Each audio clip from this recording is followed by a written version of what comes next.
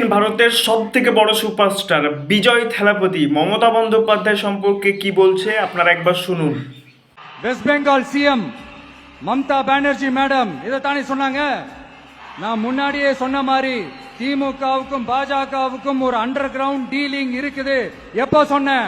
கிட்டத்தட்ட ஒரு 1.5-2 வருஷத்துக்கு முன்னாடி சொன்னேன்.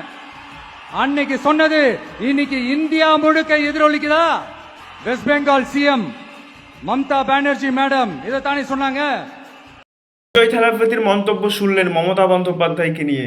মমতা বন্দ্যোপাধ্যায় শুধুমাত্র এই বাংলার একজন নেত্রী নয়, মমতা বন্দ্যোপাধ্যায় গোটা ভারতবর্ষের রাজনীতিবিদ। মমতা বন্দ্যোপাধ্যায়কে দেখে গোটা ভারতবর্ষের বিরোধী রাজনৈতিক দলগুলি বিজেপির বিরুদ্ধে লড়াই করার সাহস পায়। মমতা বন্দ্যোপাধ্যায় তাদের সাহস যোগায়।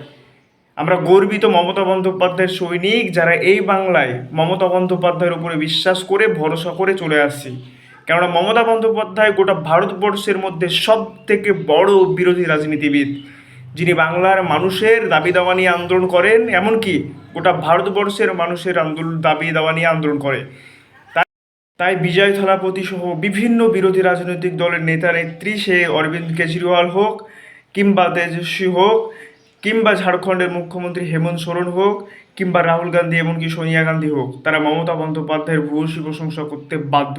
কেননা বাংলার নেত্রী মমতা বন্দ্যোপাধ্যায় মানুষের আশা ভরসাকে পাথেয় করে বাংলার মানুষের অধিকারের লড়াইয়ে, সাধারণ মানুষের অধিকারের লড়াইয়ে মমতা বন্দ্যোপাধ্যায় অগ্রণী ভূমিকা পালন করে। আর এটা পরীক্ষিত যে মমতা বন্দ্যোপাধ্যায় এমন একজন রাজনীতিবিদ যে এই বাংলায় তথা গোটা ভারতবর্ষ থেকে বিজেপিকে রুখে দিতে পারে।